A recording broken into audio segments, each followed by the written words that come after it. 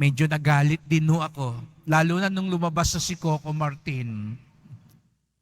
Nung nagtitilian na, may isa pa nga sumisigaw, halikan mo ako, yakapin mo ako.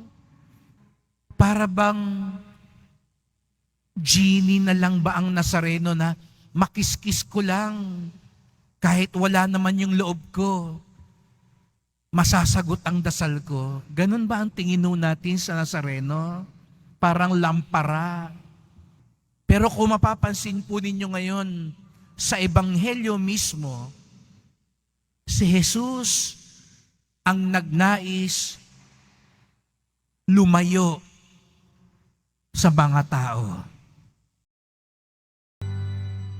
Sumainyo ang Panginoon. At sumayo rin. Ang mabuting balita ng Panginoon ayon kay San Marcos. Papuri sa iyo, Panginoon.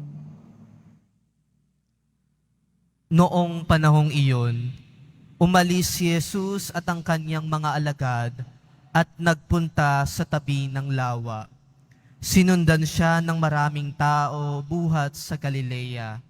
Nagdatingan din naman ang napakaraming tao mula sa Judea, sa Jerusalem, sa Idumea, sa ibayo ng Jordan at sa palibot ng Tiro at Sidon nang mabalitaan nila ang lahat ng ginawa ni Jesus.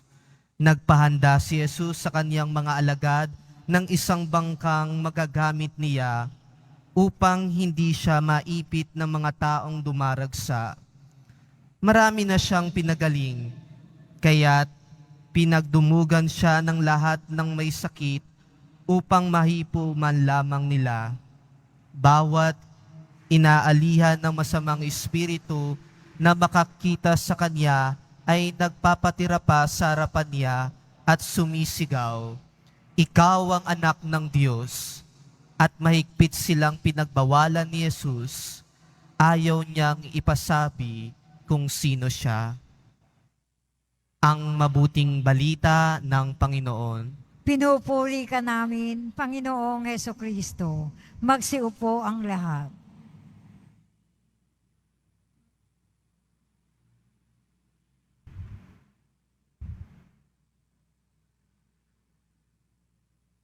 Magandang umaga po sa inyong lahat at maligayang pagdating sa tahanan ng ating mahal na pong Jesus Nazareno.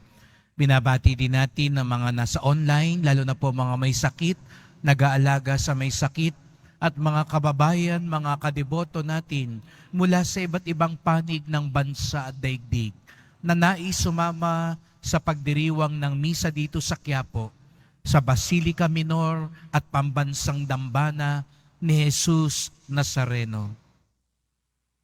Aaminin ko po habang nagninilay ako sa pagbasa ngayon, naalala ko ang Quiapo, lalo na ang nakalipas na Nazareno 2024. Ipinakita sa Ebanghelyo ngayon na napakaraming tao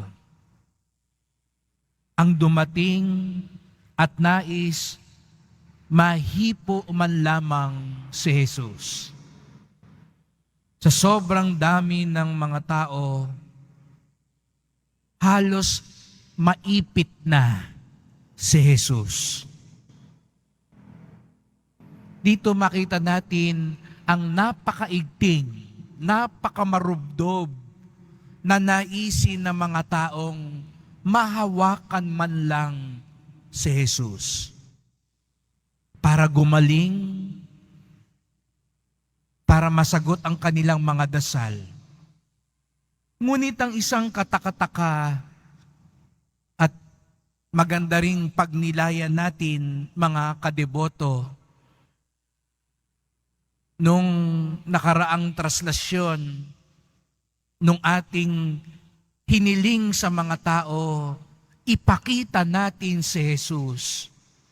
May mga taong bumatikos at sinabing, hindi lang dapat makita, dapat mahawakan si Jesus. At nakita natin yon. Marami ang hindi nagpaawat. Nais nilang hawakan si Jesus.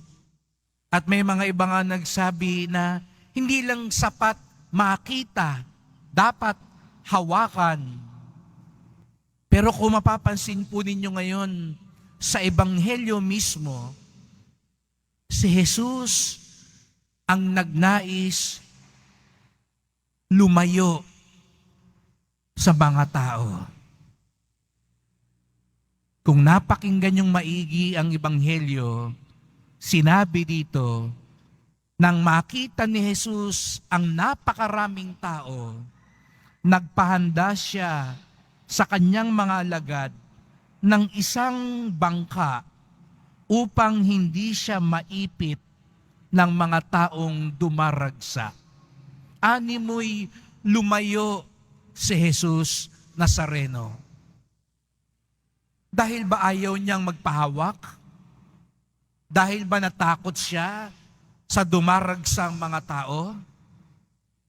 Hindi. Bagkus, meron siyang mas malalim na aral na nais ipaalam sa mga tao.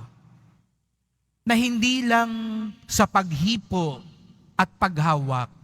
Kaya nga't animoy dumistansya ng kaunti si Jesus Nazareno sapagkat nais din niyang ipaalala, walang saysayang paghipo kung walang tunay na pananampalataya. Walang saysayang paghawak kung walang naisin at pagtitiwala. Ito sana rin ang maalala natin, mga deboto. Hindi ho anting-anting ang imahe ng Poong Nazareno na basta mahawakan lang natin, sapat na. Isa sa ikinalulungkot ng puso ko, naalala ko nung ako'y nasa Luneta, habang nakapila ang maraming tao, opo, nakakaantig, ang daming nakapila. Pero nalungkot din po ako. At aaminin ko, may isang punto na hindi ko na mapigilan ang sarili ko. Sapagkat bagamat marami ang nakapila, malapit na sila sa poon, kung maghiyawan naman sila, maghagikhikan at magtuksuhan, parang hindi rin naman sila papalapit sa poon. Aaminin ko po, mangungumpisal po ako sa harap nyo at sa harap ng Poong Nazareno. Medyo nagalit din ho ako, lalo na nung lumabas sa si Coco Martin. Nung nagtitilian na, nung parang hindi na sila nakapila sa Nazareno, may isa pa nga sumisigaw, halikan mo ako, yakapin mo ako. Isang dipa na lang siya sa Nazareno. Pero nalungkot ako. Talaga bang papalapit tayo sa Nazareno? Hihipo tayo ng may pananampalataya? O para bang genie na lang ba ang Nazareno na makiskis ko lang kahit wala naman yung loob ko? Masasagot ang dasal ko. Ganun ba ang tingin natin sa Nazareno?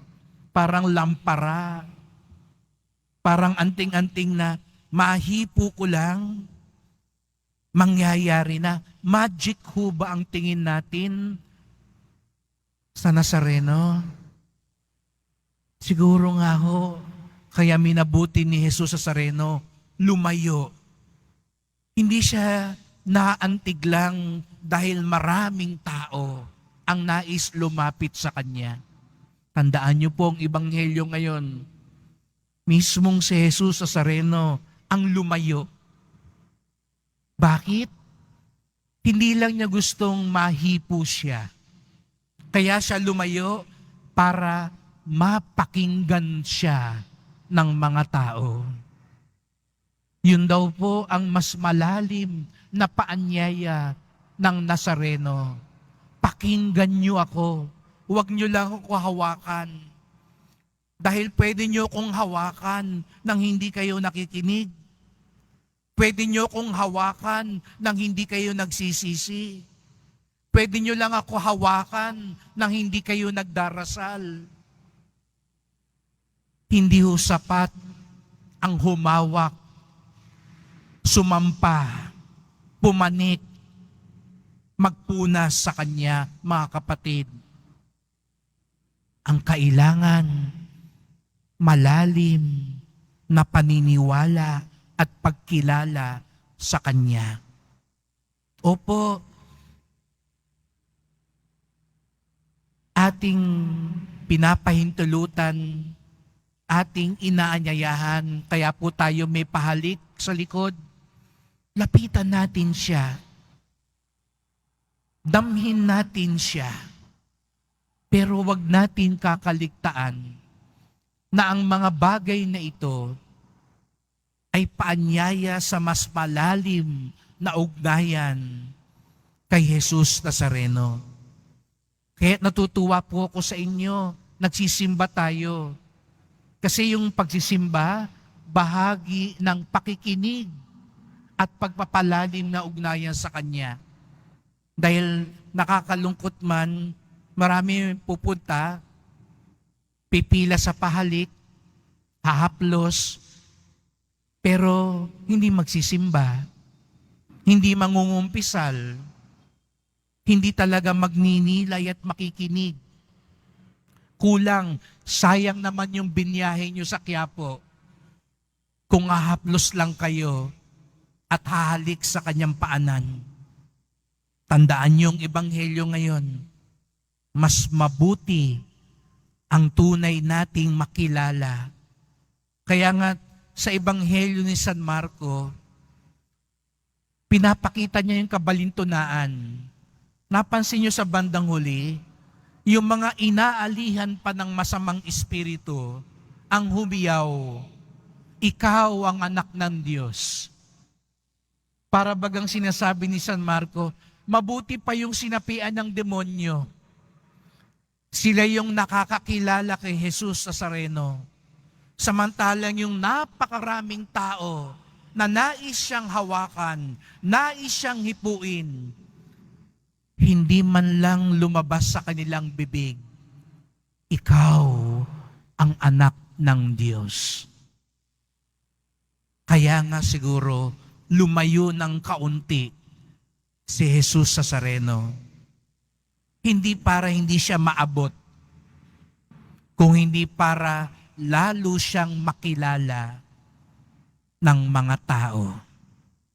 Nawa, mga kapatid, tayong lahat, at ito ang lagi kong dinadasal bilang inyong pastol dito sa Quiapo, na ang lahat ng magpunta dito sa Kanyang tahanan, hindi lang siya mahipo at mahawakan, kundi lalo siyang makilala at mapagkatiwalaan upang tunay na mabago ang ating buhay, upang tunay nating matanggap ang Kanyang pagpapala.